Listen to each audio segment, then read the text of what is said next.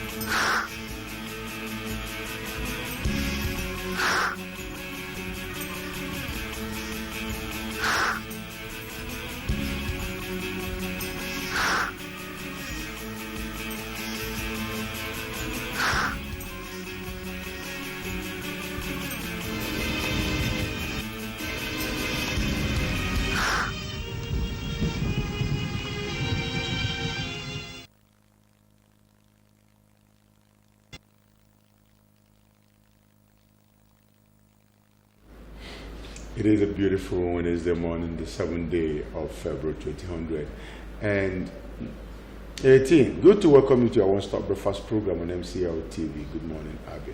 Ojoba is my name.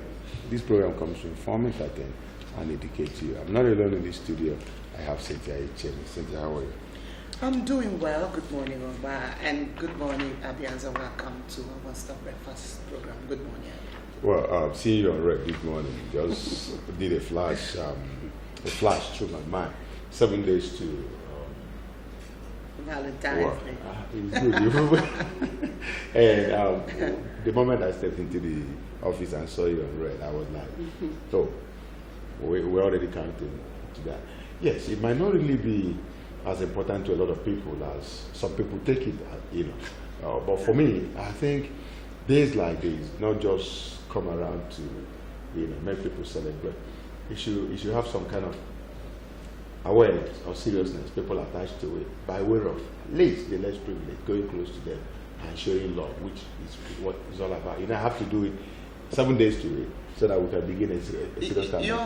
You're very 100% plus one right, and I think it's high time we began to teach people the real significance. What Valentine, I call it the highly misconceived or misconstrued Valentine's Day. I mean the concept of Valentine. Many people don't really know what Valentine is all about. They have another, twisted understanding of what Valentine is all about. So it is not what it is that they believe what they believe it is what it is. The great thing about it for this very year is coming on a day that Catholics tag as Ash Wednesday. Ash Wednesday, exactly. And so if human beings have refused to give, great meaning to that, God, in His own way of doing things, have decided that, even if it's by human design too, that Wednesday will be Ash Wednesday. So when you be thinking about Valentine for the year, also be thinking you have to have a lot of, you don't need to have a lot of religious implications this time around. And I just wish we'll be able we to want commitment to humanity, loving one another. Right, well, let's look at the walls of marble.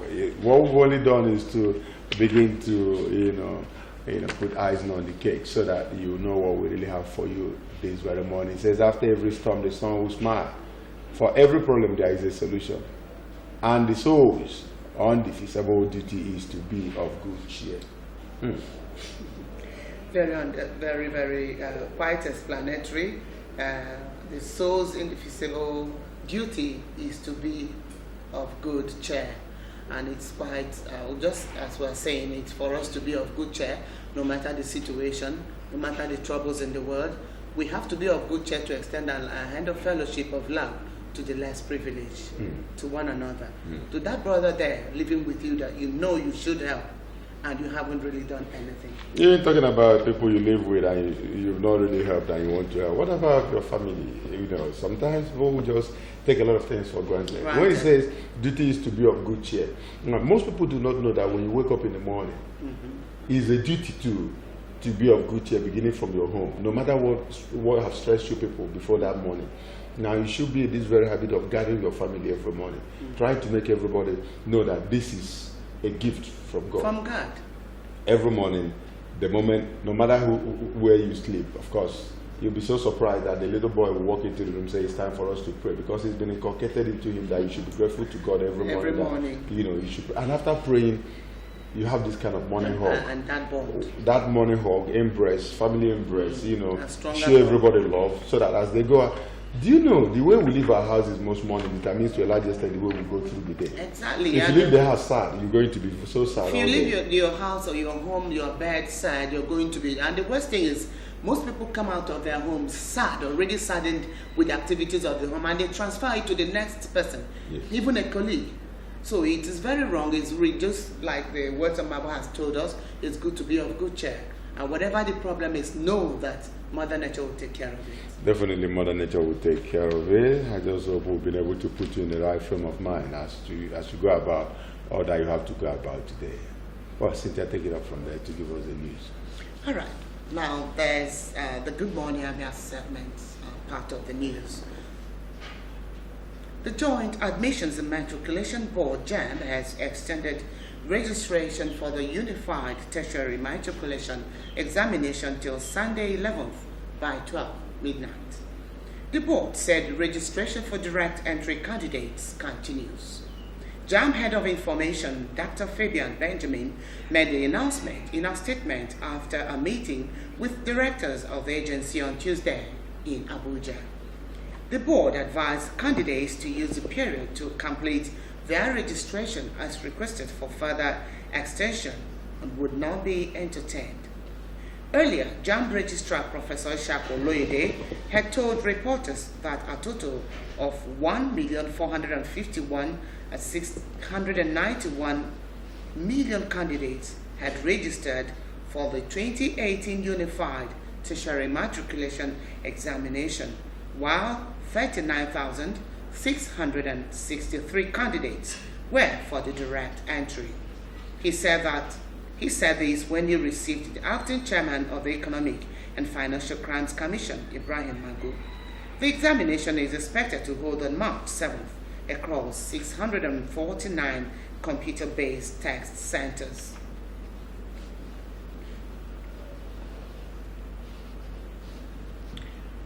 World Cancer Day is celebrated annually on the 4th of February globally, and Nigeria joined her counterparts to commemorate the day with the theme, We Can, I Can. The campaign is aimed at outlining the actions communities and individuals can take to save more lives. In this report, Operator Jide tells us more. Worldwide, cancer is one of the deadly ailments that poses a threat to human life. Cancer occurs when the growth of abnormal cells are uncontrollable. The World Health Organization has been commended for the efforts put in place in achieving greater equity in cancer care and making fighting cancer a priority at the highest level, politically, socially, morally, and otherwise. Explaining cancer and its possible causes, a medical practitioner, Dr. Ogochukwu Okoro, pointed out the different types of cancer. Cancer can be defined as uncontrollable growth of cells. And this cancer, when somebody is having it, especially if it is cancer of the breast, the person will notice mum or lumps inside the breast. If it's cancer of the prostate, which is the commonest cancer in men, the person will start urinating blood. And when you are urinating, you find it very difficult to urinate. And cancer of the prostate is the commonest in men, while cancer of the breast is the commonest in women. In gynecological sector, the commonest cancer is cancer of the cervix. Then if it is cancer of the rectum or cancer of the colon, which is intestine, the person may be defecating blood, severe abdominal pain, and difficulty in defecating. Most times, cancer generally, you must see a tumor, except cancer of the white blood cell, which you call leukemia. Statistics show that the most common cancer worldwide in men is prostate, lungs, and colorectal. In women, it's breast cancer, lungs, and colorectal. While in children, it's leukemia, brain tumor, and lymphemia. In Nigeria, the most among men is prostate and breast cancer in women. World Health Organization say that cancer is the leading cause of death globally, as it has caused about 8.2 million deaths, while projecting that 13.1 million people will die in 2030 because of cancer. Speaking on measures to reduce the increasing rate of cancer, Dr. Okoro advised both men and women to go for routine tests, abstain from alcohol intake, always have physical exercise, take healthy diets, among others, for early detection of cancer can be cured. So there are causes of cancer. One is some chemicals that can cause cancer, like benzene, NEC, and some uranium. These are the things that can cause cancer. Then you have ionization, things like some radiations that can cause cancer. Something like sunlight can predispose somebody to cancer. And then exposure to X-rays and other things that can also predispose somebody. Another one is some virus or pathogens. If cancer is noticed at early time, early stage, it can be treated and treated very well. Even if it's noticed at first stage, second stage, it can still be treated. The only time cancer becomes a problem is when you leave it without taking care of it, or without complaining, or without being noticed. With the YES team, we can, I can. It is believed that together, through governmental and non-governmental agencies with adequate resources, can do their part to reduce the global burden of cancer. Ofriche Jide, MCL News. Despite the high rate of unemployment, with many seeking to secure where the lowest of jobs, it is mind-boggling to find out that some employed still have the penchant of moving from one job to another. In some cases, within a year, one worker may change jobs severally. In this report, MCL TV News Crew seeks to find out what attracts a person to a job. Could it be passion, job satisfaction, or the pay? Chinyere Chibu tells us more. Investigation reveals that many take up a job because of satisfaction related to job security and a conducive work environment, which will include facility for a smooth execution of the job and management quick response to the needs of workers. These factors, they say, inform and project the mindset of the job seeker. Speaking to MCA News, respondents say that people first of all seek for available jobs, as that is paramount for them, as it will assure them of a stable monetary income at the end of the month. Hence, one cannot begin to think of job satisfaction until the person secures a job. Whether or not there is job satisfaction occupies a different level of consideration, because currently people look at the economic reality. Okay, if I talk about job satisfaction, will I be able to pay my bills? Will I be able to send my children to school? So job satisfaction is no longer the in thing now. It's about the pay. The main thing is the pay. Some people will find a job, but when the pay is low, they will not take the offer. But when the pay is high, they will go for the job. You have a passion for something, then you engage on it. You start working on it, but if that thing is not giving you the money to sustain yourself, the satisfaction is no longer there. People change job because of the security of the job, where at least when they retire, they will have their pension, they have their gratuity, they have other things. So people change a job because the people that are working in a particular environment, and when they look at them, when they see them, they become interested in what they do, the exposure.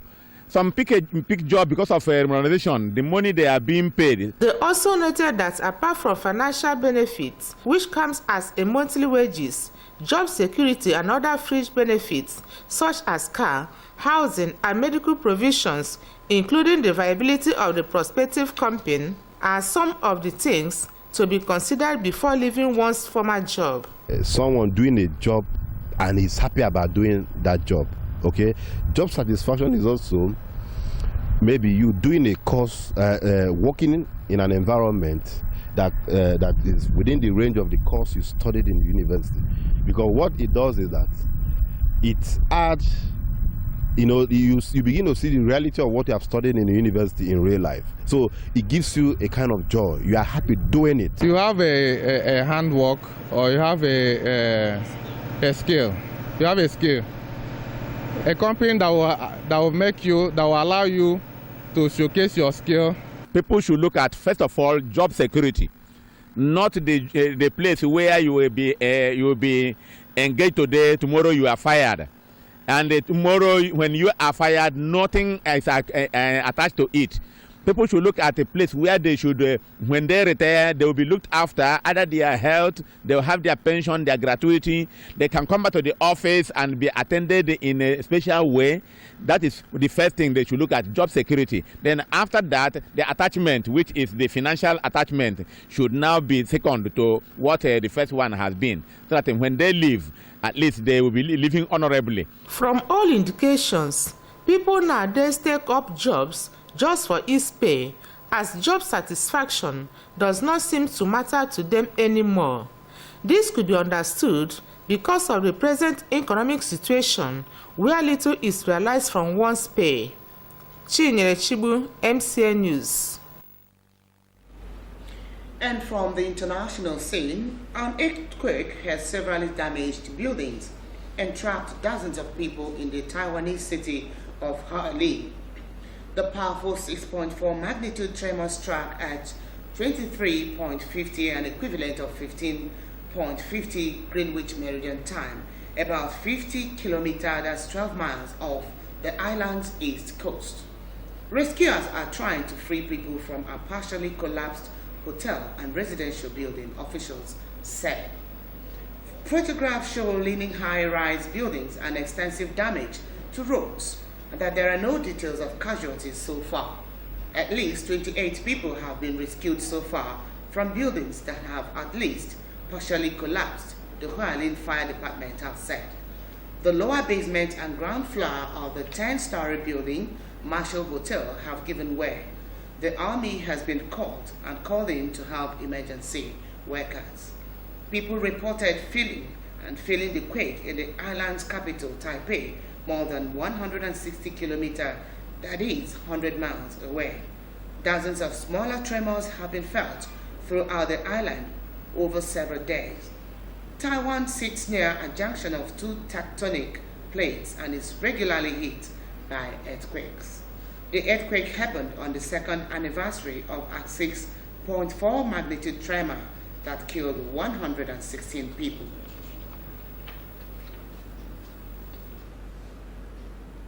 And that's the Good Morning Abia package of the news as Good Morning Abia continues. Thank you very much, Cynthia, for that news update. We'll go for a break. When we come back, it will be time for a newspaper review. Please stay with us.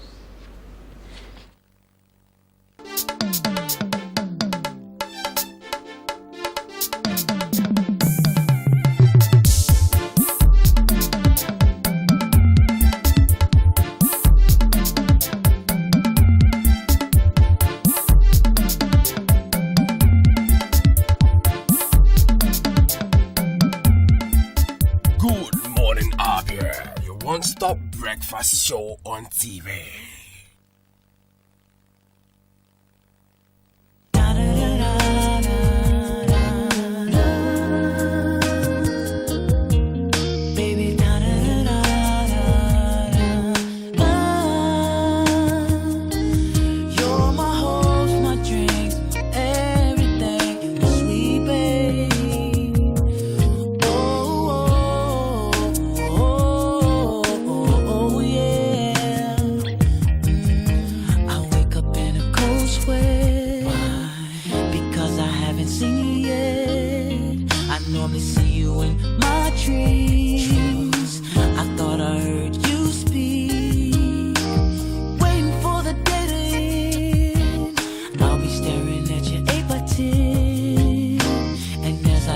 Down the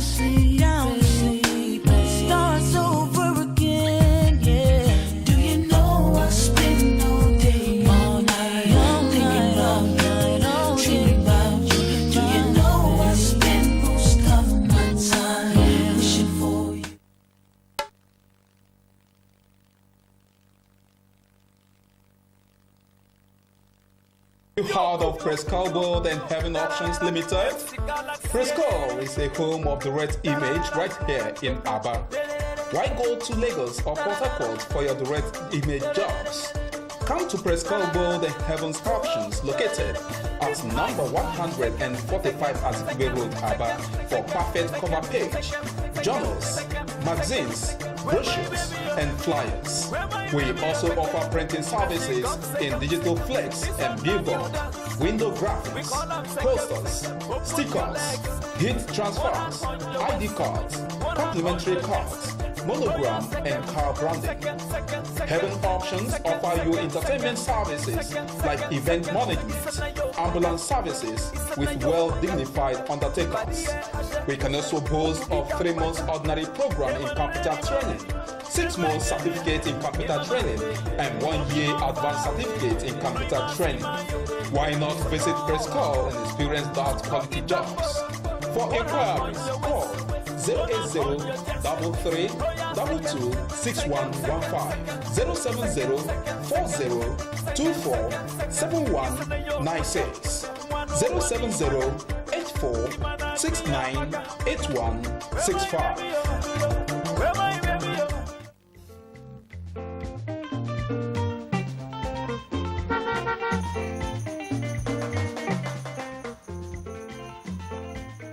Do not deface Abia State with posters.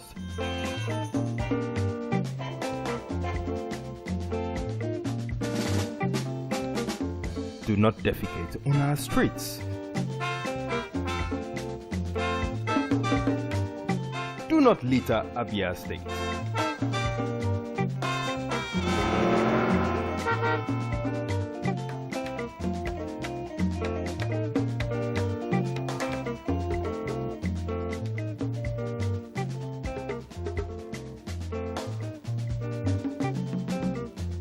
My brothers, I say what did man go do for this world where people no go talk? If you chop, Do not urinate in public places. you no chop, then go talk. What did make we do for this world? I say make we dey do the things where we carry for heart. Now so world one time. I be not been so. Keep Abia State clean. This message is brought to you by MCL TV.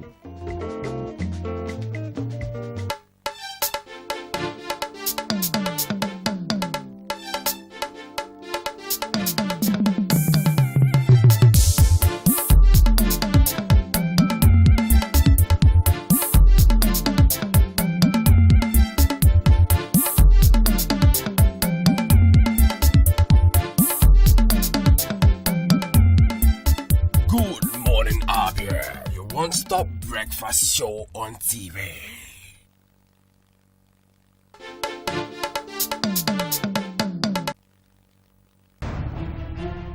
Chukwu na-enye ka nri onye ọbụla. Chukwu na-enye ka nri onye ọbụla. Ọ na-enye ka ndị ọrụ bekee na-eri ikpege n'ọnwa n'ọnwa. Ọ na-enye o, ọ na-enye o, ọ na-enye o. Hello, my name is Buchi. Keep watching MCL TV and don't go away. Aye, God has given you victory. Aye, He has given you victory. Aye, God has given you victory. Aye, He has given you victory. What's up, people? It's your boy E-Ben, ministering to God's children, and you're watching MCL TV. Don't touch that dive. Peace. I love you. MCL, the word in your home.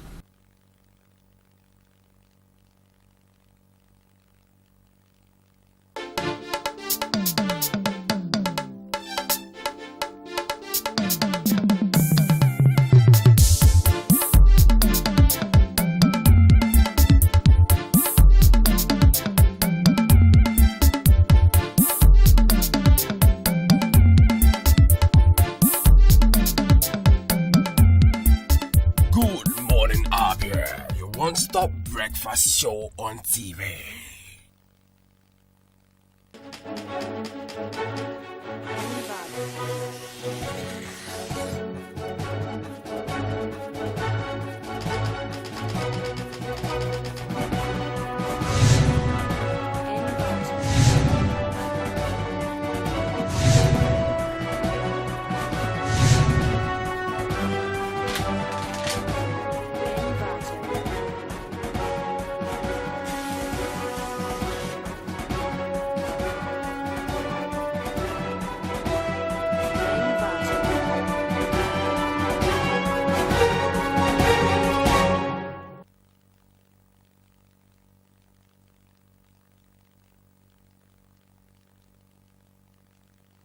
You're welcome back. It's time for us to take a look at the papers this morning. We are starting with the Daily Sun as the sun is sure to rise today. Winnie, Imo's amnesty doesn't cover rivers. Wike tells Okorocha.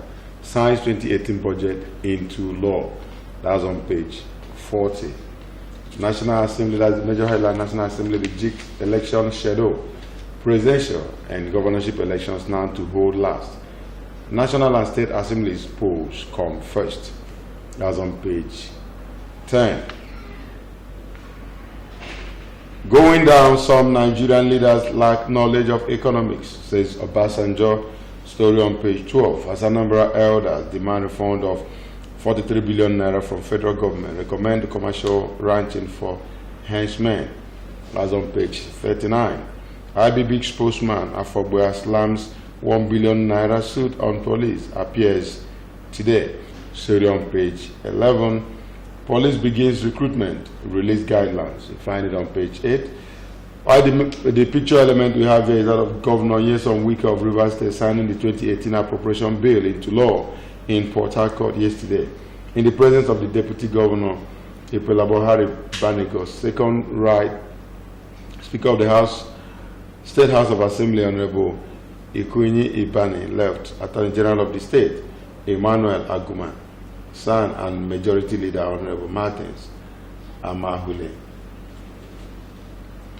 All right, going to the back page of the paper. First to meet hard facts.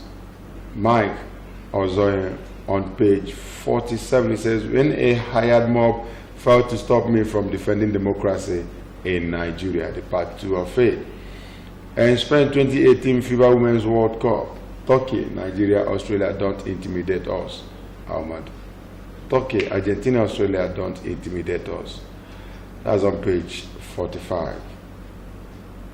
Lindsay Barak, restructuring as nation building in Nigeria. Restructuring as nation building in Nigeria. Of course, you have the face of the president there. That does it for the Daily Sun. All right, the next paper is The Nation, as we continue to wish our country well. On the top left, we see President asks Tinubu to unite APC. President asks Tinubu to unite APC. Please capture that story on page 3. Of course, there is a picture element of Tinubu. And that takes us to page 8, where we'll see Saraki closes case after calling witness. Saraki closes case after calling witness. That's the photo of Saraki there. Also, please visit page 8 and get to know more on that story there. And the next, 4 fear dead in Benin riot over killing. Eagles World Cup kids show in London today. Please, the stories you can capture in full on pages 41 and 46. And that takes us to the Nigerian equities down as global stock market plunges. That's from the stock market. Please, that story you can capture in full and details on page 6. And with that, we go to an inside story where we see Senate Reps joint panel adopt reordered elections timetable, and that's on page 10. And we saw that on the other paper, the Sun Daily 7. I captured that story on the rejigging of that timetable on page 10. And the culture headline says, Buhari, herdsmen, bandits, attacks won't be tolerated. The president saying bandits, herdsmen, attacks won't be tolerated. And the banner there, President pleads against reprisal. Benue, Taraba, Zamfara set to host Buhari. Please capture that story on page 6. And with that by the side there is a colorful picture with representative of Air Force commanding ground training. And the representative of Air Officer commanding ground training command, Enugu Air Commodore Abdullahi Kasimu, that's by the left there, presenting a treated mosquito net to a resident, Mrs. Ifeoma Oko, at Gabon Community, MNA, during the inauguration of the Nigerian Air Force Free Medical Outreach in Enugu, and this happened yesterday. And that takes us to another Kochi headline. When is gang? Imo's amnesty of no effect in Rivers. Wike warns. New Year's Day's killers must be brought to justice. And that to be continued on page 7. And with that, you can see just by the side, by the left-hand side, the picture element of the #1 citizen of Rivers State. He is on Wike. And with that, we meet the last on the front page here. Ibom plant can't evacuate 34 megawatts. Ibom plant can't evacuate 34 megawatts. And that story captured in full on page 4. And it's followed by kidnappers released Delta Varsity Dawn. Please capture the story on page 41. And that takes us to the back page. On the back page of The Nation, we are meeting Dele Agekame today in The Nation, and I'll read what Dele has written this morning. A section of the political class with hidden drum measures has been fanning the embers of discord, hatred, and barefaced manipulation of the people's said views through inciting statements, activities, and proxy media interventions. This is coming from Dele Agekame, like I said earlier. Please read out in details on the back page of The Nation. And with that, we meet Louis Odion. Louis Odion, the bottom line this morning, he writes on the collapse of Kwankosia's test tube baby. All right, and with that, we see two picture elements placed side by side, one of Governor Granjude and that of Senator Kwankosa. And the political emperor barely sleeps, often busy doing nothing. And this is only because in his base vanity, he simply can't bear or imagine, even for a second, moment's sleep would naturally steal from him. Being awake forever, therefore, means a carnal opportunity to suck every waking moment of the pleasure possible, the same way an infant ravenously licks the candy wrappings for the last trace of honey. All right, it speaks volumes. That's coming from the Louis Odion's bottom line. The collapse of Kwankosia's test tube baby. Okay, with that we go to Headball. And Headball this morning writes, contrived continuity. And that's for you to read up in details. Unfortunately, there's no piece carved out from which we can get an insight into what this column is all about. All right, with that we go to Repos this morning. Repos this morning, remember, the cartoon that says it all in a funny manner. Quit letter, we won't join issues with Obasanjo, says APC. Forget Baba, he's a general without troops.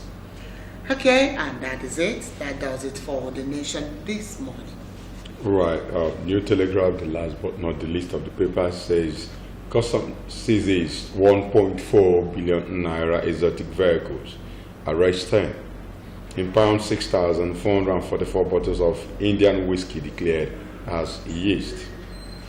Anti-graft fraud damaging Buhari's government, says Saraki. That story is on page 5. As IBB statement, Afabua slams 1 billion naira suit on IG. Story on page 5. Madueke 650 million naira. Ex-minister opts for plea bargain, as on page 4. And 2019 National Assembly reduces INEC's powers over elections. Story on page 4 as well. Major headlines Black Tuesday. 8 burned to death in Lagos-Ibadan Expressway crash. Driver killed days to wedding, over 200 naira. Fiancé in tears.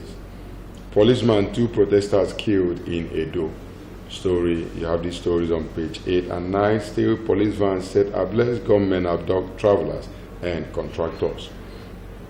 Of course, the picture element of what happened in Edo yesterday. The first one is burnt up one of the burnt vehicles of police vans in Benin City, and 2 and 3 scenes of burning tanker and trailer along Lagos-Ibadan Expressway.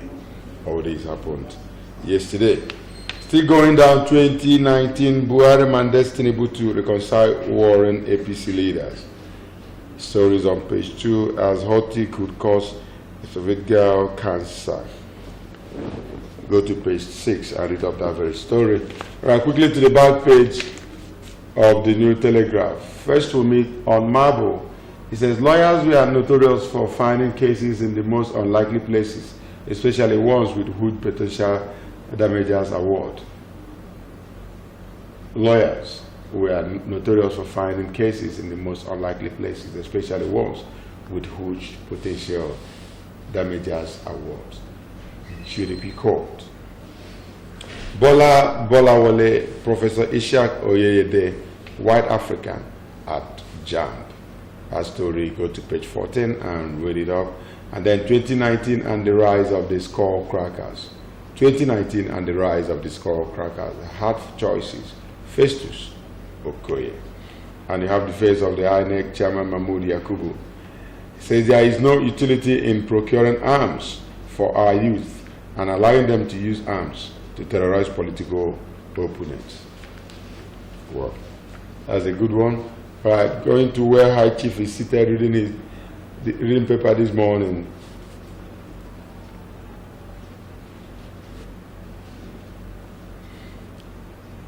IGP orders Afabua's arrest. That's the news. When killer henchmen are yet to be arrested. When killer henchmen are yet to be arrested.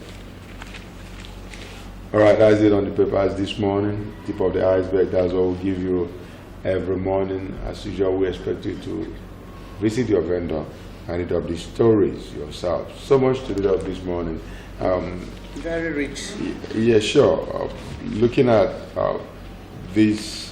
the Black Tuesday, as it happened in Benin City yesterday, a huge one. 8 burned to death. Lagos-Ibadan Expressway crash. Driver killed days to wedding, over 200 naira. It's a very, very big temptation. And the worst thing is that when these things come, you don't. You call that a temptation? It is. It was a temptation which he saw, and he didn't realize that he was, you should have remembered that my wedding is just by the door, and avoid every. And he was killed because of 200 naira. Yes. When such things are coming, you try as much as possible to avoid them. Yes. Killing that person. And that had to bring up this riot. Policeman, 2 protesters killed. You know what that means? They had, because of the shooting of this person, and the people had to start retaliating. And maybe at the end of the day, the person will be dismissed from service. And that is, and the man's life lost is lost. That's the most painful aspect of it. Any life lost is lost, and there's no way you can get it back. Which is why we should even try to avoid loss of lives. Exactly. Because no life comes back. No life comes back. But the dismissed officer will still have his life, depending on the actions taken against him.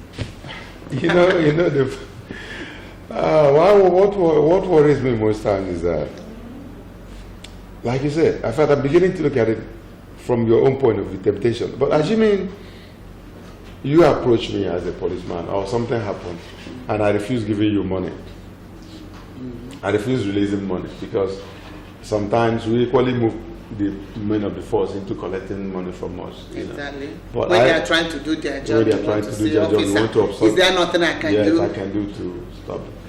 Now, if this happens to be the situation, oftentimes we say, okay, we lure them into it. But if the case is the other way around, I don't want to give, and you want me to give, and it gets to a point where argument ensues, and in the course of that, and the officer wants to show his superiority because he's having that arm. What are you supposed to do in such situation? That is it. That's a complicated one. No, you said it's temptation. Assuming I want to run away from that temptation at that point, what would you advise? That's what I said. Also, it's still that temptation. That's what I mean. If the officer insists, although we preach against bribery, and it's a part of corruption, but knowing that your wedding is just by the door, that all these things sometimes they come with a lot of temptation. You give and go away. You give and go away. Let the devil go. That's my personal opinion. Who is the devil here? The devil can, wear suits, can wear uniforms. Is it the person that gave the money that is the devil, or the person that the person that's asking for the briberies? He is the devil, if you ask me. So the devil lives in us. He lives in us, and if you allow it to work, it will continue to work. So we can see the devil with our eyes. You can see the devil. The devil is personified. That's why I said you can see the devil wearing agbada. He can wear the uniform. He can put on any uniform. He can come in form of any person, a dear friend. Anybody at all can be the devil. But I just feel I feel terrible about this thing that just days to your wedding, you're killed. But that reminds me of what happened along Umule. That was last year, around December, either ending of November, where a truck killed a young man. It was on a Wednesday. I think that happened on a Wednesday. This young man was to work by Saturday, and he just died there. And he died in the presence of the fiancé. It's very, very unfortunate. And I'm not just trying to throw the line of rage on this time, but I would always tell people who are, who just close some few hours to their days to their wedding to be prayerful. A lot of things tend to happen to such people. They should go into a church and stand. Because you know that you are about to go into the contract of a very huge institution, which is marriage, family. So, and you remember that the devil is always fighting the family. So when you remember that you're soon going to the biggest contract of the entire world, that is the marriage institution, know that the devil will be after you. Black Tuesday, 8 born to death in Lagos Ibadan Expressway crash. Driver killed days to wedding, over 200 naira, and fiancé in tears. Policeman, 2 protesters killed in Edo. Police van set ablaze, government adopt travelers and contractors. A tragic one. Okay, now, when you look at stories like this, it keeps telling us on daily basis, things that happen on our highways, things that happen on the road, things that happen on daily basis between the people and the police. See, I belong to the police family, and I know that police is supposed to be your friend. Police actually is your friend. But yes, we may have bad eggs among them. But to a large extent, I think the populace sometimes do not even see the police as your friend. They don't want to see you as your friend. They don't want to even, maybe because of past history, right? Because of history. Exactly. Because of history. And so they always have these bad feelings. Okay. Have you ever noticed if you approach any checkpoint, any police checkpoint, if you're in a public vehicle, you approach a police checkpoint, exactly. The way everybody in the car will react to that checkpoint, what does it show? It simply shows that the people are no longer have the confidence of the police. So what can we do about that? And we have to keep talking like what we're doing here. Sensitize even the police. Keep reminding them, have you forgotten this slogan that the police is your friend? Maybe you disappointed the general public so far. All right, disappointing the general public. Let's keep moving politically. Let's look at politics a little. Cynthia, I don't know, if you look at Tinubu have been mandated by the president to reconcile warring APC leaders. APC is barely 2 years in power, and you now have factions. People are not happy. When a party is like this and we're going to 2019, everybody is trying to put their house in order. Okay, what does that tell us? You know, these are trying times for the country, and that air of confusion and anarchy appears to be, that dust appears to be spreading to every department, every angle.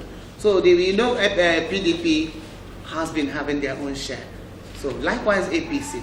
So it's still that ugly air. That so eventually all political ugly parties. Wind, yeah. Now, if you look at what it says, this is still the New Telegraph. The New Telegraph, 2019 and the rise of the skull crackers. 2019 and the rise of the skull crackers. Hard choices by Festus Okoye. Now, look at what Mahmoud said here. He said, there is no utility in procuring arms for our youth and allowing them to use arms to terrorize political opponents. You know, that's what we experience in the Nigerian politics. Very, very soon, come 2019, and that's what you're going to be seeing. Now, these youths, at the end of the day, in fact, it's hard to retrieve these arms from them. Okay. All right, let's just leave it here because of other things we still have, and the discussion segment, perhaps during that discussion segment, we may be able to bring up some of these things as well that will also aid us through. All right, we'll go for a break. When we come back, the discussion segment will begin. Still stay with us.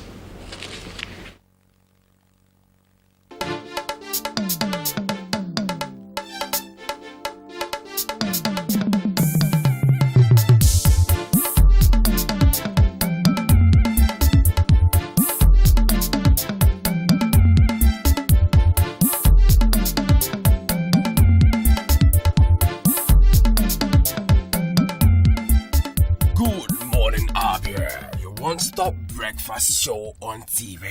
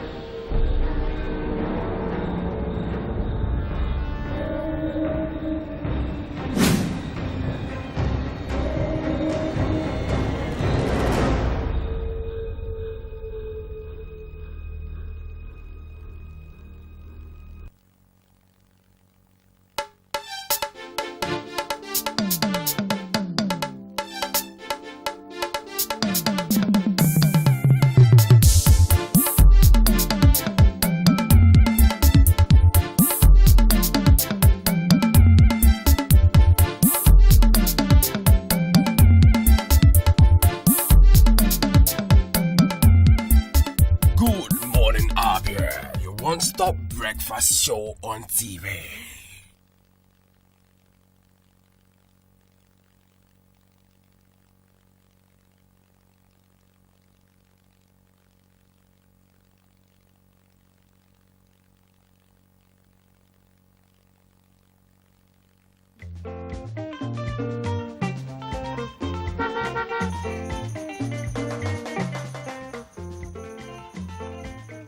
Do not deface Abia State with posters.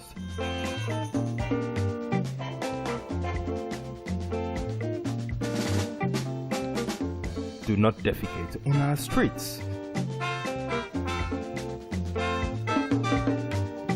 Do not litter Abia State.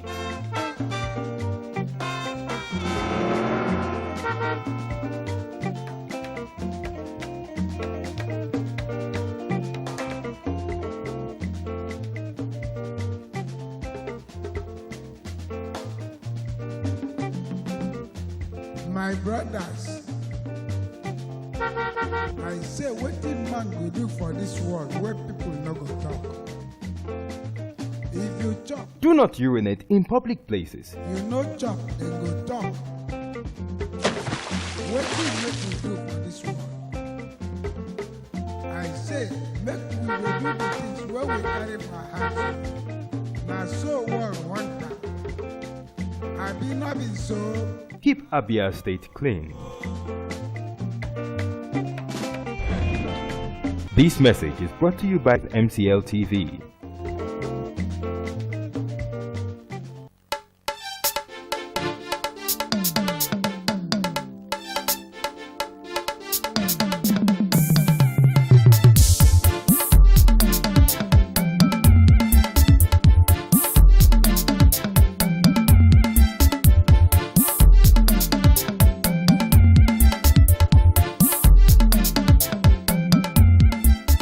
Good morning, Abia, your one-stop breakfast show on TV.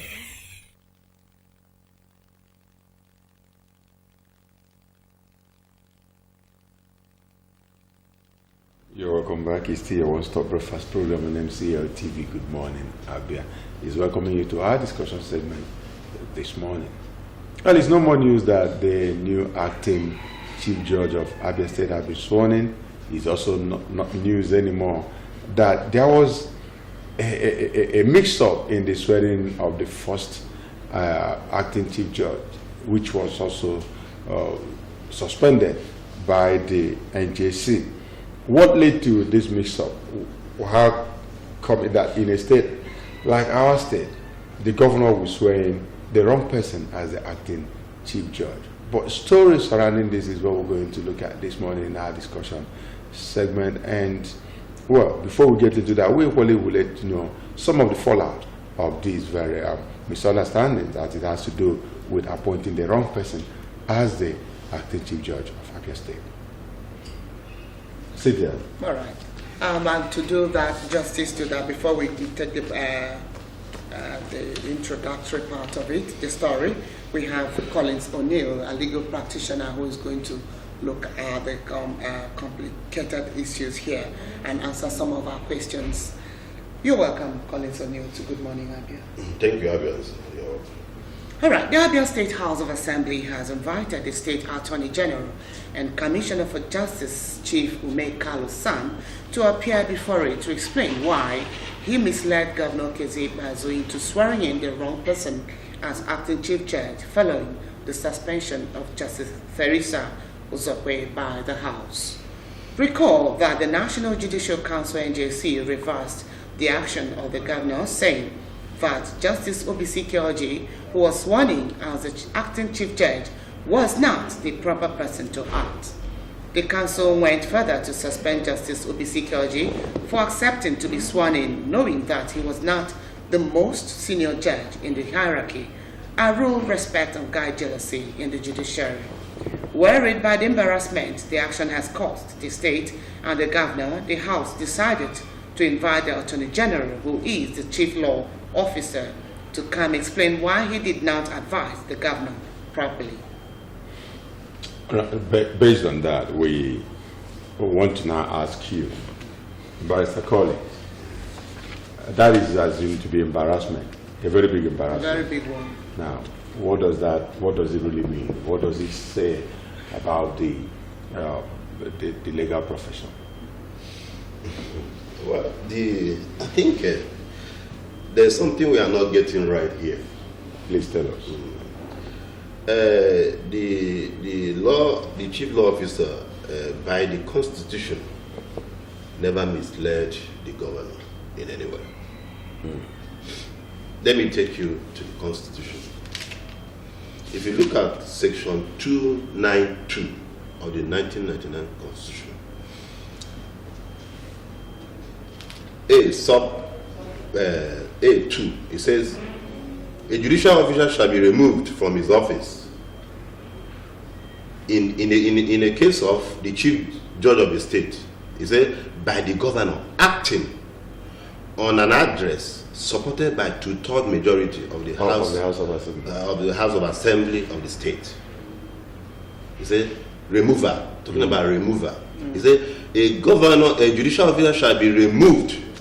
Okay, shall not be removed from his office or appointment before his age of retirement. But these are exceptions. The exception is this: if the removal is supported by two-thirds majority of the House of Assembly.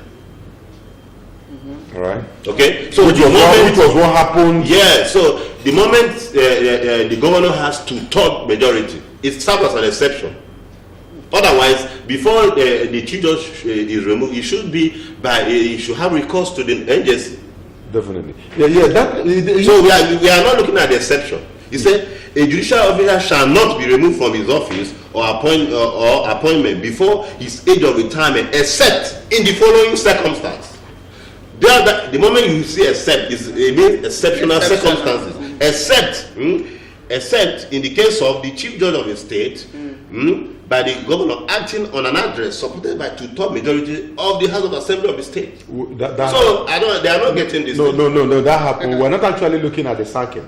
We're looking at the appointment this time around. They are saying for the House of Assembly, yes, they got the two-thirds. You asked about removal. Maybe you got it. I said the mix-up. A different person was appointed, the acting. Okay. We're looking at the acting. Okay, thank now, you. So the mix-up, because they said the House of Assembly also had to invite, they've invited the Attorney General of the state to explain why he misled the governor. And I asked, is it not an embarrassment? It's a big time embarrassment. So what does that mean? His Attorney General couldn't get who's supposed to be the next. It's just OBCK is senior. OBCK, but okay. Let's look at section 2727. But he said the council went further to suspend Justice OBCK for accepting to be sworn in, knowing that he was not the most senior judge in the hierarchy. That is the thing. They swore. The governor later swore in Arisa Kalu Ogwe as the acting chief after it had earlier on. Justice OBCK was sworn in the first place as acting chief judge. When they now realized that he wasn't the most senior, and I asked, in the legal profession, how do you state the seniority ladder? Yes, you see, in the legal profession, seniority is sacrosanct in the legal profession. But I do not, because we've had this discussion somewhere. OBCK and Ogwe. OBCK is a senior to Ogwe. Sorry, I'm telling you. Viewers are looking at Justice OBCK was the earlier on sworn. Yeah, look at let me clear an issue here. Section 271. It said the appointment of a person to the office of a chief judge of a state shall be made by the governor of the state on the recommendation of the National Judicial Council, subject to confirmation by the House of Assembly. You see, where the problem was that the recommendation was done. The appointment was done without recourse to the National Judicial Council, not on the basis of seniority. Because if it's on the basis of seniority, OBCK is senior to Ogwe, but the appointment was done without recourse to the NJC. That's what the problem is. So you're saying the problem is not really about seniority? No, it's not about seniority here, because OBCK is senior to Ogwe. So, but the appointment ought to have been with recourse. That was why the agency immediately said that the appointment of OBCK is unconstitutional, because there ought to be a recourse to the NJC before the appointment. You recommend someone to the NJC for appointment. All right, the governor ought to appoint a person and recommend the person to NJC. Now look at that. Read that. Recall that the National Judicial Council (NJC) reversed the action of the governor, saying that Justice OBCK, who was sworn in as the acting chief judge, was not the proper person to act. No, was not the proper person.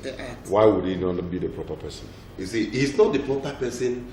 Given this section 7271, he said the appointment of a person as the chief judge of a state shall be made by the governor on the recommendation. So it is the NJC that should recommend to the governor to appoint on the recommendation of the National Judicial Council, subject to the confirmation of the State House of Assembly. Right, thank you very much. Cynthia, let's still go back to the paper you have there. The State House of Assembly, read it the way he said. All right. They continued. It said that the House of Assembly. Recall that the National Judicial Council. No, where the House of Assembly invited the Attorney General. Okay, let me trace it back. The Abia State House of Assembly has invited the State Attorney General and Commissioner of Justice Chief Umeka Losan to appear before it to explain why he misled Governor Kezikwazu into swearing in the wrong person. Why he misled? Look at the words. Now you said recourse to the NJC. Well, it's the constitution. That's what the constitution. I don't want to bother myself with what is there. But if I can't go with this. I can only go with this. Okay. Look at. Let me give another. You know what to bring out here? He said misled. You see, the wrong person. I heard Justice Onogo spoke. He said that the appointment of OBCK was unconstitutional. And if you heard him say, he said, based on the fact that there was no recourse to them. He said, if you look at sub 2, he said the appointment of a person to the office of the chief judge of the state shall be made by the governor, acting on the recommendation of the National Judicial Council. There was no recourse to the National Judicial Council. That was what the problem is. See, you see the issue. So it's not really about. There are some things I may not want to say here. This OBCK has less than 3 years or so to go. Okay, so something that he wants to get there. So he should have insisted on the right thing. They were surprised that when upon appointing, he would have asked, "Have you made any effort to get the consent of the NJC?" That's just where the problem is. Now let me also say this. When in Cynthia, you recall that we dealt extensively, with this issue last week and 2 weeks back when it all happened. Governor got his mandate, haven't gotten to third majority of the House of Assembly. Yes. He went ahead to, enforce it because that's what the Constitution said. Now the Constitution also provided, he said, the National Assembly, the House of Assembly will also advise on who is to, to be sworn in, and then they will now, relate to NJC. But that didn't happen because nature abhors vacuum. So immediately that position had to be filled. Yes. Now, did it say the time, how long it would take to, get to NJC, get the approval before you do this, considering that there will be vacuum if it stretches? Yes. Okay, let me say something. Please do. I also want to fault the father of OBCK. He's suspended. But if you look at the Constitution strictly, you see that the suspension is faulty. If you look at section 271, sub 5, he said, except on the recommendation of the National Judicial Council, an appointment pursuant to section 4. Section 4 says, if the office of the chief judge of the state is vacant, or if the person holding the office is for any reason unable to perform the functions of the office, then until a person has been appointed to or has assumed the function of that office, or until the person holding the office has assumed those functions, the governor of the state shall appoint, shall is compulsory, shall appoint the most senior judge of the High Court to perform those functions. Okay, now look at section 5. Sub 5 says, except on the recommendation of the National Judicial Council, an appointment made pursuant to section 4 of this shall cease to have effect after the expiration of 3 months. So if the governor never sought the consent of the NJC, he can only act for 3 months, not suspension. That's what the law says. Okay, well, even on the news yesterday we read out, it said, but the NJC... I don't know if you are getting me. So if you follow the law strictly, he shouldn't have been suspended. That if the governor never had recourse to the NJC, he should act that appointment will only last for 3 months. It happened during Onogan. Have you forgotten? His name was sent, okay, and then by the NJC, about to the president. The president refused to send the name to the Senate, and he allowed for 3 months. He was there for 3 months. So he can only ask for that number of 3 months. So it is only after that anything can happen. We're not saying there's contradictions in the law. No, you see, it's about interpretation. Or in the application. It's the interpretation. It's interpretation. So how do we now interpret it here? This is a young man that have been so appointed as the most senior. From what you read out, the most senior should be able to take over. Yes. And you've also affirmed that OBCK is senior to RSM. Yes. It's about not having the recourse to NJC. And then if you do not have recourse to NJC, how many months did you have to stay before you bring in another person? 3 months. So what happened in this case? I mean, these things were abandoned completely. They didn't look at these things. They abandoned. Are you saying? Does it mean that we have lawyers or House of Assembly members right here in the state who do not follow the law? No. If you see, I don't deal on sentiment. If the law says this thing is dead, whether you are dead 100 years behind bar, if the law says it's this. It doesn't matter the number of years. But AJC, with the knowledge of this very constitution, what it says and everything about it, still went ahead to suspend OBCK. No, I don't know. Would you judge the NJC right or wrong? That's what I'm saying. It should come from you. It should come from you. You should be the one to tell us that. No, see, what the law says. Ours is to educate. We are trying to educate the masses here, and so it's right that you are a man of the bench. So you should tell us. It is always good to be on the part of the law. Yeah. Okay. If you want to err, do not err on the part of the law. Be on the part of the law. Because when we follow the law, things work right. But sometimes the laws are somehow crooked and they need amendment. In this case here, if you look at section sub 4.5, right, that is where the whole thing lies. He said, if the office of the chief judge of the state is vacant, or if the person holding the office is for any reason unable to perform the functions of the office, then until a person has been appointed to or has assumed the office of that the function of that office, or until the person holding the office has assumed those functions, the governor of the state shall appoint the most senior judge of the High Court to perform those functions. Okay. That's the exception. Is that exception? The exception is in fact said, except on the recommendation of, unless the recommendation done by the NJC, an appointment of such made pursuant to section 4 shall cease to have effect after the 3 months.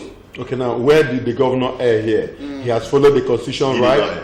He did not err. He did not err. Then you look at the laws. He did not err. Okay, now so why would they suspend OBCK? That is the issue. I thought about it. I couldn't make out anything. All right, you couldn't make out anything. All right, we have to go for a break right now. When we come back, the phone line will now be open so that viewers, you tell us what you make of this very situation. The suspension of OBCK, his removal as the acting chief judge, swearing of Arisa Ogwe. These are things that look complicated before some people. So we brought it here so that we'll be able to trash it. And good enough, Barrister Collins O'Neill, he will still be here when we come back after this very break, so that you ask him every question you wish to ask him concerning this. Don't go away. We'll be right back.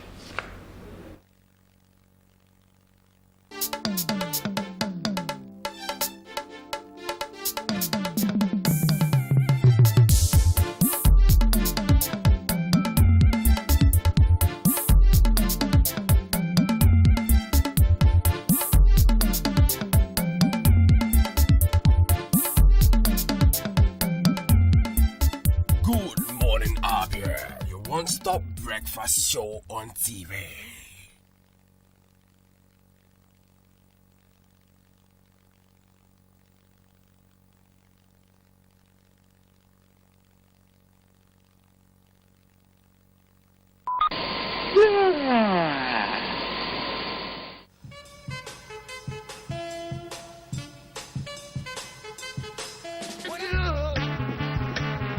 I knew that I would now. I feel good. I knew that I would now. So good. So good. I got you. Oh. We make you feel good on MCL TV. So good. So good. I got you. Yeah. Yeah. Oh. Hey.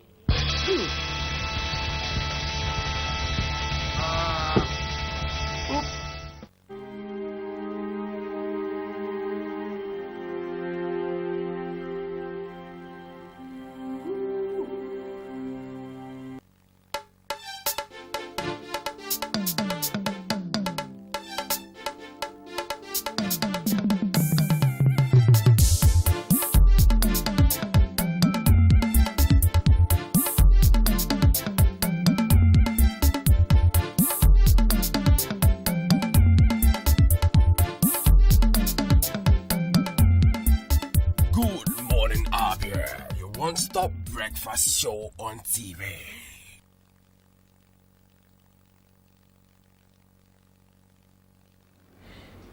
I'm sure watching this very program at this point, you also would be anxious as we are in the studio, because there are certain things that when they come, especially if it has to do with the law, that you really want to get to the bottom of it. Yes, if there's any such thing as the bottom of the law. Now, in the case of the suspension of the acting chief judge, just sworn in, and few days you were suspended because they felt the right course was not taken. Barrister Collins One here have tried to tell us that the governor did not err in swearing in Obisike as the acting chief judge. There's a lacuna in the constitution where this could happen, at least three months. But here, it's been interpreted the other way. And the House of Assembly have invited the Attorney General of the state to come and explain why so should be. Well, so I want you to join us. The line is now open. Let's begin to look at this issue. We'll have the first caller this morning. Hello, good morning. Yeah, good morning. Good morning and welcome to the program. Yes, it's Father Mubane. Father Mubane, I recognize your voice. Good to hear your voice this morning. Good morning. So thank you very much. Thank you for raising this issue. I want to thank Barrister Collins. He has already answered the question. The state government acted without due consultation of the National Judicial Council. That makes their action null and void, because they will consider the policies of the young man who was swearing and gave their own approval. Now that this action perhaps was rushed, that is my own conclusion.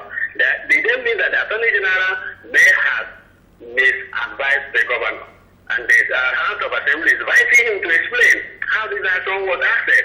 And a few days later, the National Judicial Council nominated their own candidate, who has already been sworn in, and they will stand by their action, because if you take it to court, I don't think you will make any headway. There was a lot of blunder. I do not know how this happened. And the Attorney General, if this were in a developed country, would have resigned long ago. You would have left that office and started going. Well, let us watch what will happen in the House of Assembly. But what I have heard him read from the Constitution shows that the action should have been done with due briefing from the National Judicial Council. The man to be sworn in would have received approval, and his actions the whole action would have been backed up. But however, the mistake has been made. I don't think we will do much to recover from it. I don't know what will happen. The man who was sworn in a few days and was removed from office, really, he himself should have known this portion of the Constitution before he accepted office. That is perhaps the reason why they give him a query, and that query will take the answer.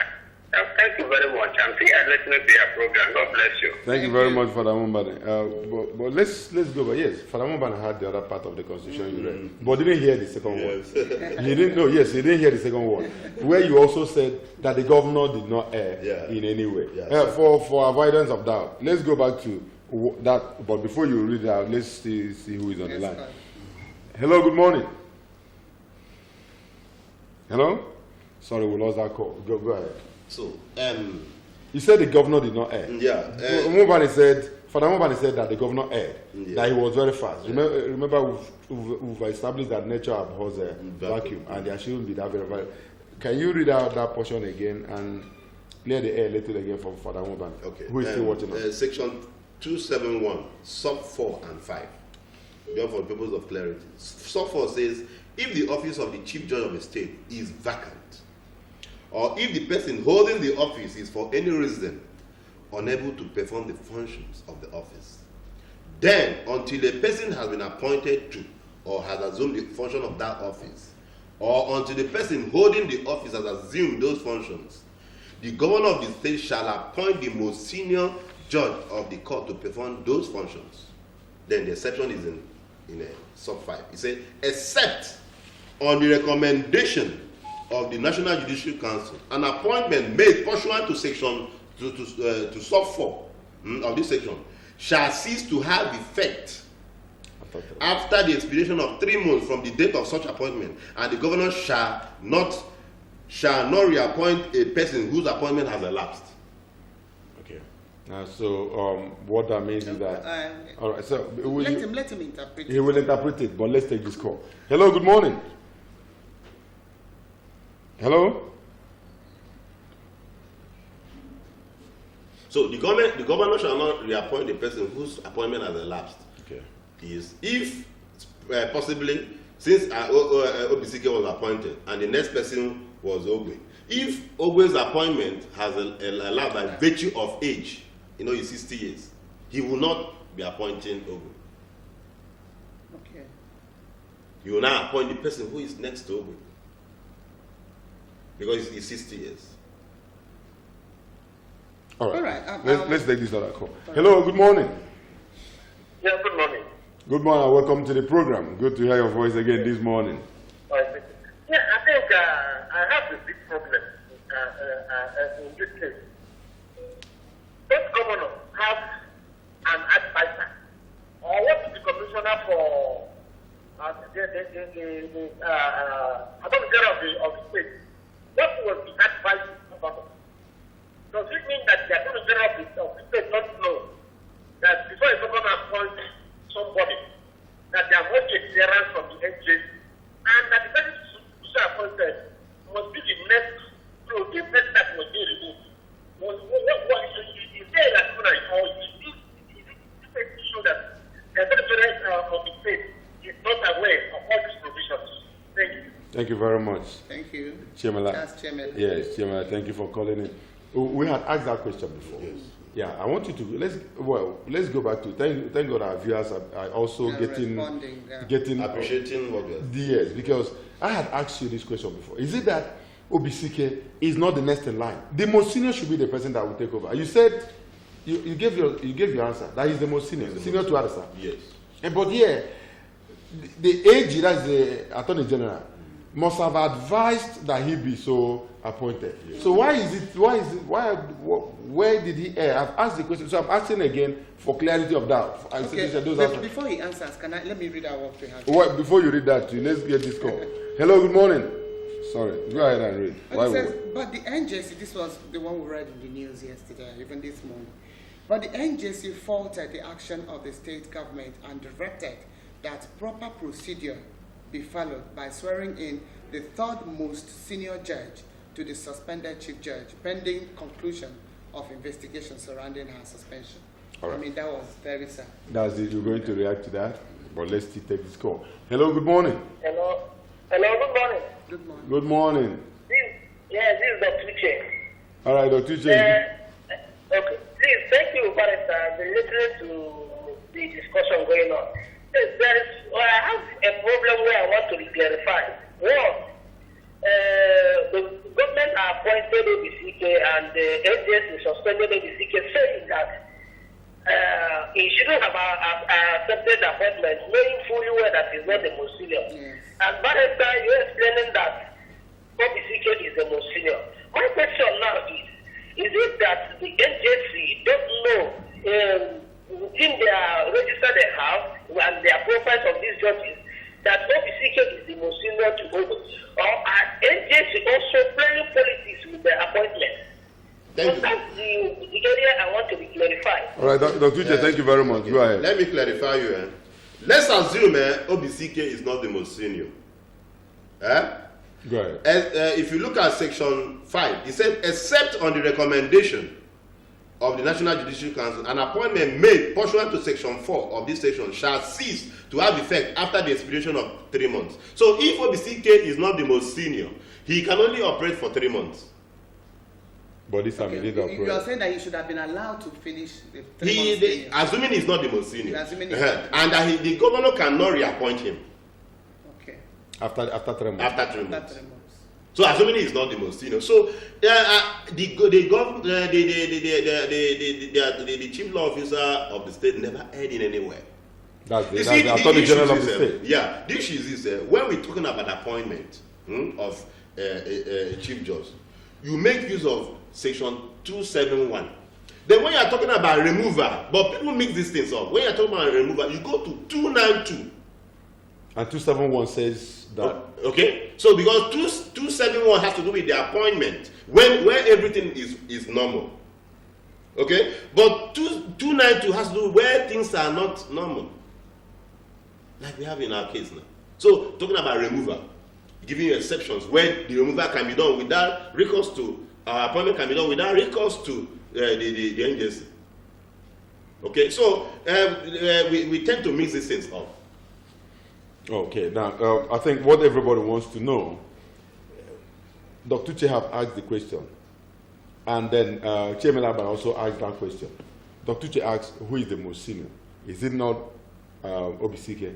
You've established that Obisike is senior to Arisa. Yes.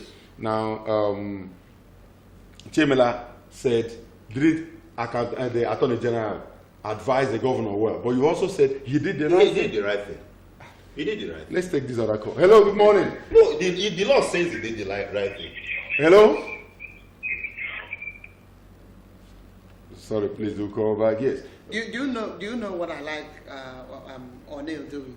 What I like best is, yeah, if you try to pin him down to saying you said, he said no, the law said. No, but that's the practice. It's the law that we're actually dealing with the law here. Yeah. We're not dealing with O'Neill. We're dealing with the law. What O'Neill is simply trying to do is to interpret the law to us and to the public watching this very program. Exactly. So 2 things have been knocked off. 1,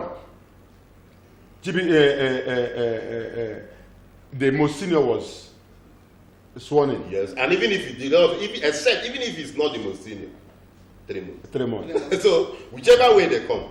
Okay, so but in this case, the governor was so fast. He wasn't allowed the 3 months. The governor now, without waste of time. Are you not contradicting yourself? No, He's contradicting. no. The law says he's interpreting the law. Okay. And so I want to ask you this question: in the case that you just cited, what would have been the best advice? The governor was fast enough to remove Obisike without looking at giving even that 3 months provision. What do you think informed that? And is it the right decision? What does it also mean? Because precedent is being set here. Yeah, And it's other a states, very dangerous precedent. Precedent is being set here. And one day another state will want to look back to Abia State and say, between this and so it happened like this, and the names of these people will also be mentioned. Are we not setting the wrong precedent? We are setting a very dangerous precedent. And you see, when NJC suspends anybody, be it someone in the bench or at the bar, it takes a hell of time to have that suspension reversed. I'm telling you, it might not be reversed in the lifetime of that very person. It takes a hell of time. So that is why on the day you are being called to the bar, they will tell you that, look, you are a minister in the temple of justice. So that you must have to tread with caution. Because when the suspension comes, it takes ages to have it reversed. There was a case we did like that, where the man was suspended for more than, when he was a younger person. When he was getting old, he was about almost going to 70 years. He now wrote to Supreme Court. In his affidavit, he said he's too old now to even practice law, but he wants to be buried as a lawyer. That was just the thing the NJC saw and recalled him, since he was too old to practice. But he just wanted to be buried. In other words, so it takes a whole lot of time. Suspension is an indelible scar Yes. in life. What is the implication? What is the governor would have, I think we would have insisted on the proper interpretation of the law. The NJC, they are human. They do err. Okay? That is why even Justice Obuda says that the Supreme Court, that they are made up of human beings. That whenever you feel that we, the Supreme Court, have erred, that have the courage to come back to tell us that we have erred, that we reverse it. They do reverse judgment. Okay. And I don't know if you are getting me. The Supreme Court do reverse it, overrule its own judgment. Now, he's supposed on the basis of reasonability, they reverse it. Now, Obisike is supposed to go on retirement in about 3 years' time. Yes. And if what you've cited is anything to go with, it means he stands this danger of being retired without the suspension. Yeah. So, but if they can address these things properly. If they, who are they? I mean, the Obisike and the governor go meet do a petition to the do a petition to the NJC citing these constitutional provisions. Somebody just called to also ask us if NJC is playing politics with this. Let me now ask you the question direct from here. Yes. Whether or not they are playing politics, do a petition, cite the provisions of this law. This is the 4th amended constitution. So it couldn't have been anything more than this is the latest constitution. Is there a possibility that NJC did not go through this amendment? I wouldn't know, but cite it. They are human. Okay. Okay. Would they likely give it a different interpretation? No. See, because interestingly, the constitution is made in a very simple language that even the layman can understand. But the point is, going through it, you may have read it in your days of studies, and you think you still remember everything. May I now ask you this question? Why would you people always say in the court, proving a case beyond every reasonable doubt? Okay, thank you. You know, when you talk about proving a case beyond every reasonable doubt, it has to do with the criminal case, criminal proceedings. But if it is a civil matter, it is on the balance of probability. So, but in criminal, they say beyond every reasonable doubt.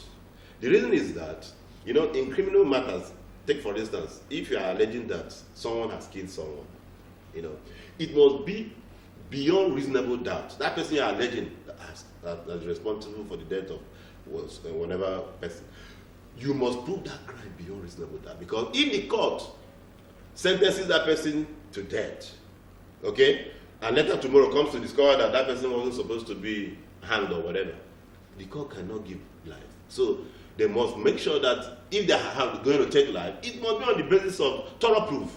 That's what I say. Okay, Abba, you asked him, is there a way that they can really, is it reversible? But here, let's see, you said unless they look very well. Do a petition to NJCs. Do this, cite these laws. Okay? Refer them to the laws. Let me read out what because they are bound by the laws. O'Neill, listen, it says, meanwhile, Abia State government has appealed to the NJC to temper justice with mercy over the issue of the suspended Justice OBCK Orji. Making the appeal, the Attorney General of the State and Commissioner of Justice Umeka Losan said that Orji was a victim of circumstance. A victim of circumstance. How can you describe that? How can we? Victim of circumstance. You see, this is mere sentiment. I don't see him being a victim of circumstance. Okay, how will you ascribe him as a victim of circumstance? Is it that he's not the most senior judge? Okay, even if he's not the most senior judge, the constitution gives him a leverage to operate. 3 months. 3 months. And you cannot reappoint him. Because by virtue of that appointment, even if he was the most senior, his appointment has elapsed. So you retire with it. So they should look at these things. You see, the issue is this, you know, NJCM is like a King Kong. Everybody fears NJC. Within that profession? Yes, because if you are meant to appear before NJC, you may not come back the same. That is the thing. I've known a very senior lawyer who went there to defend someone.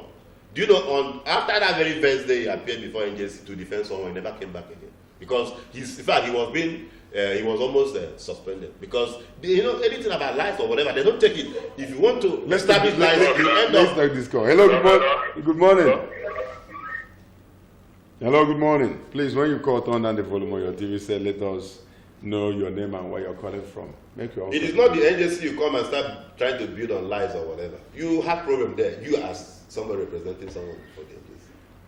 As soon as he came on that very first, they never appeared again. So if they are like King Kong, everybody gets so scared. But the issue is this. I always tell people. What level do you get to be before you become a member of that NJC? Retired chief judge, and usually from either Court of Appeal, Supreme Court. All right, let's take this call. Hello, good morning. Good morning, sir. You're welcome to the program. Turn down the volume on your TV set, please. Yeah, John Paul from Odingwa. All right, John Paul, you're welcome to the program. We can hear you loud and clear. So what do you have to tell us? I am much more interested in what the lawyer is explaining about the suspension of the activities. Yeah, I quite agree that in 3 months' time, he has to be given the opportunity to operate, having not found him guilty within the period. So I think we did not, or maybe did not go through the process to allow him to execute his functions. I want to say that the governor on his own side did not act wrongly because the thing didn't specify number of days, hours, or whatever to wait until the thing is done. I think that's going to be this thing. But the other way around is that the whole 3 months may have been supposed to be, let's say the young man, the attitude judge, executive system. All right, thank you. That is why in some cases, when we interpret what we say, law is meant for the poor man to bear. Yeah, if you don't have anybody, don't have money to follow your matters to do the way it's supposed to be, you suffer the consequences. Do you think this is about money? Do you think it's about money or connection? Do you think this is about money or connection? All right, what you're simply saying is that he ought to have been allowed to operate for that 3 months before being removed again from office. I think that is my own Thank you very much. Thank you very much. I think you are agreeing with, you said that's the law. That's the law. That's what the law says. Yes. And then let's come back a bit. Let's look at the governor. The moment NJC said, we're not accepting him. There's a question asked by Chemelaba. Chemela asks, does it mean that there's no legal advisor? At least the Attorney General. Didn't the Attorney General know this portion you've read out now? To have advised the governor, you mustn't remove this man immediately, you still have 3 months. Because he nominated him. He must have gone through the file and noticed that this is the, most senior, and, recommended him. And when NJC rejected it, couldn't he have, is there a possibility that he doesn't know this this portion of the Constitution that he ought to have used to back up his actions and then still give it back to NJC, so that NJC will now go back to look at that place and leave it, even if they wanted to suspend this young man? Well, I think I wouldn't speak for him. No, you're a lawyer, so we're just looking at the contents of the law. Whether or not he didn't do the right thing, what is important is what the law says about a situation like that, and that is what I'm here to talk about. I did a matter before a judge in Abuja, and by the time the other lawyer said, I'm grateful to my Lord for the well-considered judgment, the judge immediately turned out, he was furious, said, grateful to my Lord? No, you don't be grateful to my Lord. You should be grateful to the law. I just gave what the law says. Do you get what I'm saying? So there shouldn't be any iota of sentiment in interpreting the law. Okay, because it is written in a very simple language. So whether or not you have averted his mind, it's something that's why I have to come with it. I'm not putting it up there. I'm reading. I can give it to you to read. You know the Attorney General of the state. Why not? Umekalo. Well, why not? He's been there for how many years? Do you know? You see, Umekalo had been there for close to about 10 years now. Umekalo was there with T-Odds, and he saw that government through. And Umekalo for these 2 years have been there. Is he not experienced enough? You know why I had to ask the question? It's not to indict anybody, but isn't this man experienced enough to the point of going back to this very constitution you just read at this section 4 to use it to back up his claim? Now he's been summoned by the House of Assembly to appear before them to now tell why he misled the governor. Now couldn't he have used this very portion to back up his advice to the governor? That's what I want to know. And now that he's going to appear before the House of Assembly, it is not that he's going to go through this thing. It's possible he didn't go through it, yes, ab initio. Yeah, he's going to go through this thing. Oh. You see? Are you saying with age you forget some of this? Why not? Yeah, and there's a thing you'll be doing over and over. You think you've mastered some things, So, but the thing is this is the law. And I'm sure going there now is going there to defend the project. He's going to go through this thing. All right, we'll have to go for another break. Viewers will be right back. That will be the concluding part of this very discussion. Get your pen and paper. Still jot down what you think is wrong with the decision of the NJC or even the state government. And when we come back, we'll continue to have the line open so that you will call to still be part of this very discussion. Stay with us. We'll be right back.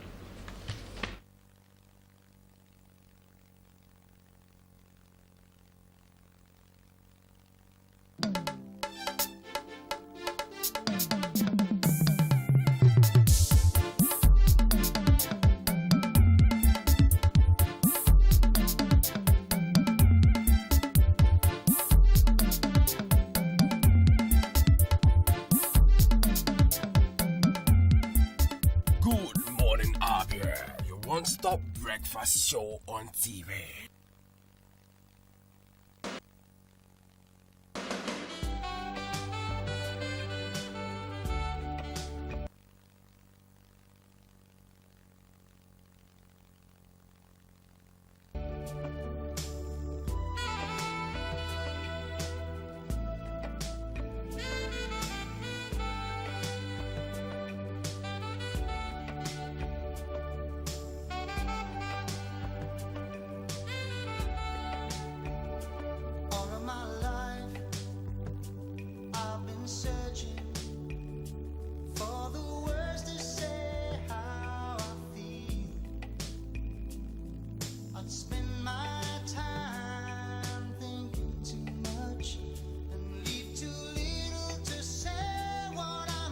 For inquiries and booking, contact Address Hotel and Suites at number 18 Upper Road, Obo Hill, Abba. Telephone 081 000 00895 or 081 000 00896. Address, the pride of hospitality and tourism.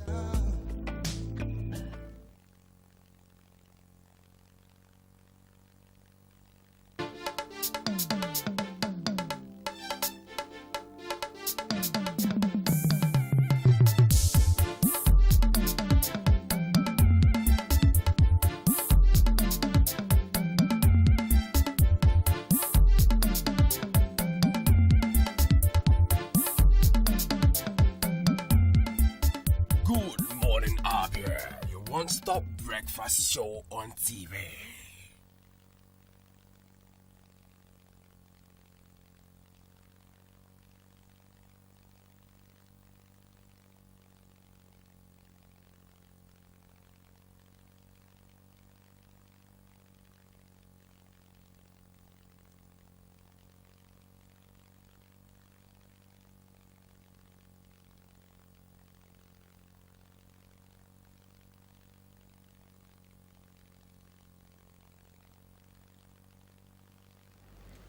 Welcome back. We're still discussing the swearing in of the acting chief judge and the controversies that trail the suspension of the first sworn in acting chief judge.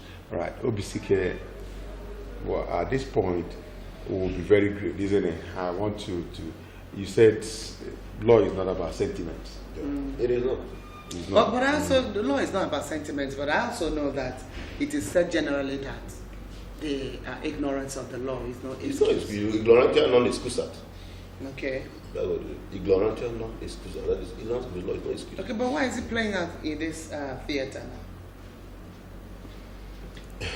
Because we discussed this yesterday. Many people were saying that the governor should have had a legal advisor. I will have to say. No, he does have. Even the Attorney General should be. He's always the first port of call. Should have advised him better based on what to have done on the law. But from everything you've established, he advised him good. I mean, he was right. He was on the right path. You see, but then being on the right path and then reneging or not having confidence in your advice, it makes a mess of the whole thing. If I'm giving you advice and I'm sure of the advice, I'll have confidence in. I'll stand by it. That is what you're required to do. You know why it's good for us to treat this case very well and make sure we get down to putting it, nipping it on the board and making sure that everybody reads it, whosoever that passes read it, because we've established that we are setting a precedent. Yes, and a dangerous one. Other states will one day have to, make reference to this. Hello, good morning. Hello? Hello? Good morning. Good morning. Good morning.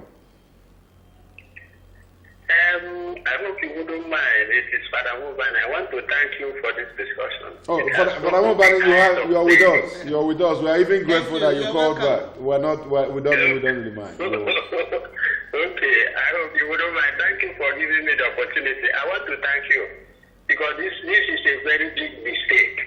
If we open our eyes, so when we make mistakes, we accept, we own it. Honestly speaking, we should own it.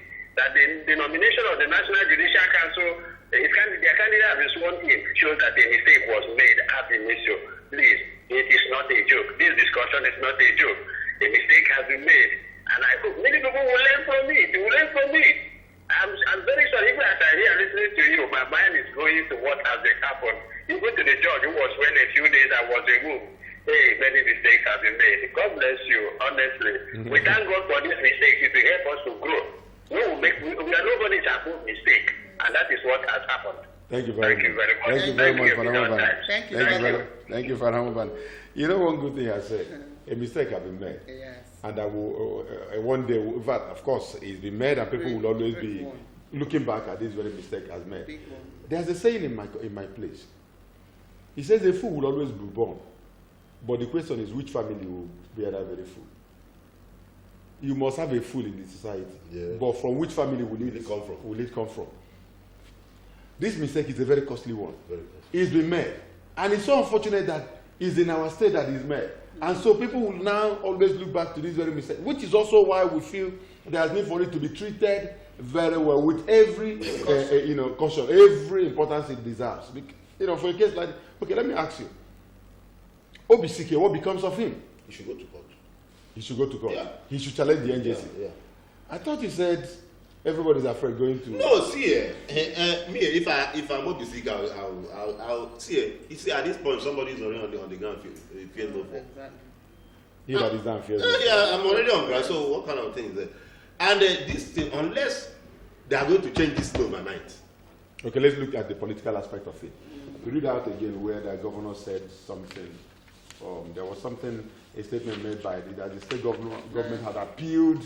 Meanwhile, Abia State government has appealed to the NJC to temper justice with mercy over the issue of the suspended Justice OBCK. Making the appeal. No, they have made appeal. All right. Appeal. Tamper justice with mercy. Does it hold? Does it hold in law? Now, does this hold? Because you said you don't use sentiment in law. Now, can the appeal of the government make any headway in this mistake that have been made? You see, politically too, you need to also bring in that aspect of it. You see, you can only appear beggarly if you're on the wrong side of the law. If you have erred. But given the Constitution, they have not erred. So why not assert your right rather than negotiate it? I ask this question because if you said OBCK can go to court, you should assert. See, rights are meant to be asserted, not begged for. You don't appear beggarly when you know it's a straightforward constitutional provisions. Okay. Farhamuban said that appointed by the NJC have already been sworn in. Yes. In other words, that not appointed by NJC will remain. No, that appointed by NJC have been sworn in. Yeah. That not appointed by NJC have been removed. And here you are saying it was a wrong move, and then the governor is saying tamper justice with mercy, and you are saying OBCK go to court. If OBCK goes to court, would it contradict the stand of the state government now trying to appeal? The NJC do not appoint. They recommended. No, they recommended that the governor carried it out immediately. Yes. So it was carried out immediately. Yes. The agency would recommend. They say, okay, if since you have already come to a conclusion that this one is faulty, give us this person. And they can only recommend based on the next person in line. Okay, all right. Based on the next person in line, I want to ask you finally, because of time, take your time to now answer this question the way you want to answer it. Couldn't the NJC have gone ahead to accept the nomination of OBCK, or do you think for any reason they have anything against him has been appointed by the government without recourse to them? Couldn't they have gone ahead with all these provisions made in the Constitution? Couldn't it have happened the other way? Because we need to learn. People need to learn. Farhamuban said we need to learn. We need to one day look back to this very day and say, thank God it happened. But who is going to do that is in our domain.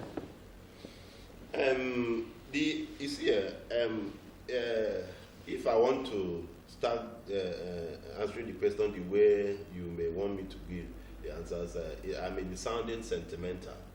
Okay, saying couldn't they have known and all that, you see, whatever thing it is, whether political or this is not a political matter as far as I'm concerned. It is purely a constitutional issue and should be treated as such. If you want to say for any political reason, do they have anything against anybody? The agency cannot.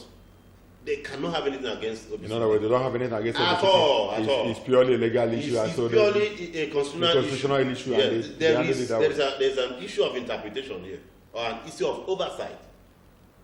Interpretation and oversight. Yes. Now, right. now that our reputation and image is at stake, I mean, Abia State, what is it really about Abia State? My own concern here is that of OBCK. Now, recall what he said. He said that this young man may not be called back if not handled, which is why he has also said he can go to court to see. Yeah. Let's see, you go to seek for interpretation of this provision.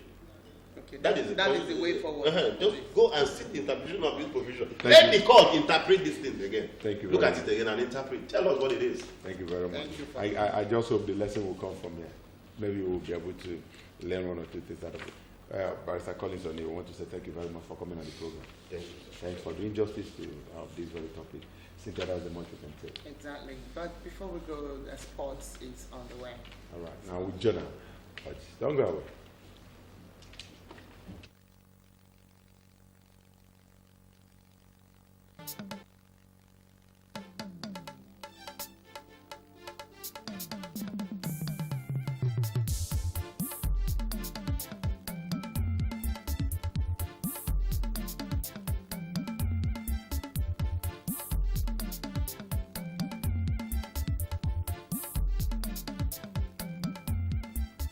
Good morning, Abia.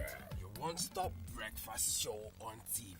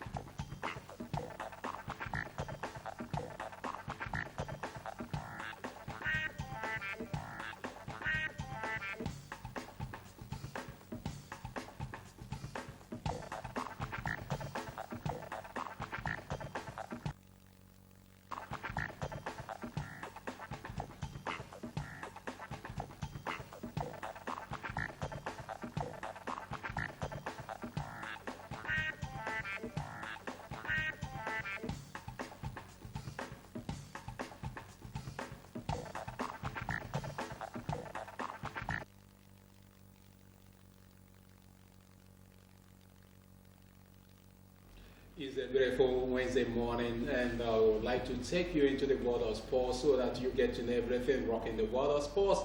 My name is Jonah Oche. All right, let us now start from our home front where we have a news about the Chan Eagles. Remember that they were defeated in the final of the African Nations Championship Chan 2018 by Morocco, where they were walloped by 4-0. Just on Tuesday, the Super Eagles returned to the country in the early hours, proudly clutching their silver medals.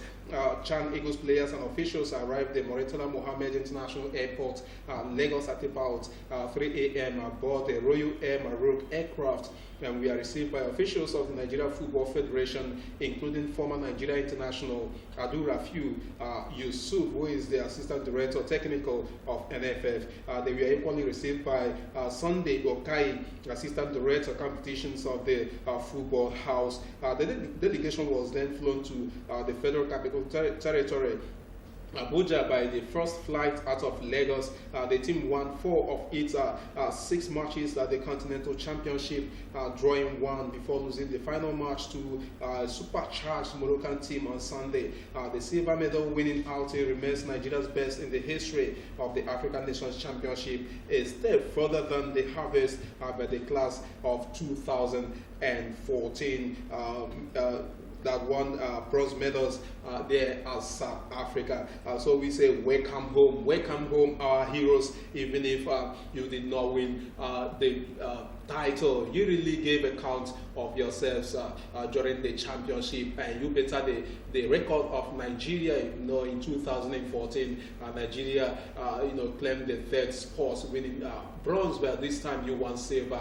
We hope that in the next competition you will go ahead to win that title. All right, we want to also go to Port Harcourt, where Port Harcourt right now is agog ahead of the African Wrestling Championship, which starts today, with 25 African countries expected to battle for mighty gold medals at the stake in various categories of the competition. The president of the Nigeria Wrestling Federation, Daniel Legali, has promised that the country will do well in the competition, especially with the quality preparation which was sponsored by the Rivers State government. Top wrestlers like Odunayo Adekroye and Lesno Oborodudu have also promised to go for gold in the continental competition. The chairman of the local organizing committee for the competition, tagged Port Harcourt 2018, Boma Eyaye, says everything has been put in place for the opening ceremony of the event slated for today and commencement of the competition. All right, is a GOG, and we want our athletes there representing our contingent, representing the country, to make sure that they win gold in wrestling. That has always been a game where Nigeria is known, that is wrestling. Those who really participated in wrestling competitions in the past have always won gold medals for the country. So now that it's being hosted by River State government here in Nigeria, I think that they will have another opportunity and the support of the fans to claim various laurels, to make sure that they claim most of them and defeat their opponents, claim as many gold medals as possible. All right, let us now go over to football, return to football, where the league management company, LMC, has let down its hammer on MPFL side Wiki Tourist, ordering that they play 3 of their matches behind closed doors. This follows the conclusion of an investigation into the incident that happened in the March Day 33 fixture against Rangers International last season, where supporters beat security and made it onto the field of play, while some other section of the spectators threw objects. In addition to the stadium sanction, the club will also pay a fine of 2.250 million naira for various violations of the Nigeria Professional Football League framework and rules. 2 of the 3 games will, however, be served. Should there be a recurrence of the incident before the end of the season. Furthermore, the club will also pay the full cost of the repair of the damaged Rangers balls. It's a good thing there that the sledgehammer of LMC is falling on Wiki Tourist for breaching the code of conduct of the Nigeria Professional Football League. We want that to serve as deterrent to other teams who might be nursing such animalistic tendency towards their opponents during this season's Nigeria Professional Football League. All right, we go over to boxing, where Kevin Barry might be backtracking on comments that Anthony Joshua has a suspect chin, but he still expects Joseph Parker to get a knockout win. Speaking to Helen Yee of Las Vegas Sports Network, veteran coach Barry said Parker will knockout beat Big Joshua when they fight on March 31st in Cardiff. It's Parker's power which will make the difference, according to Barry,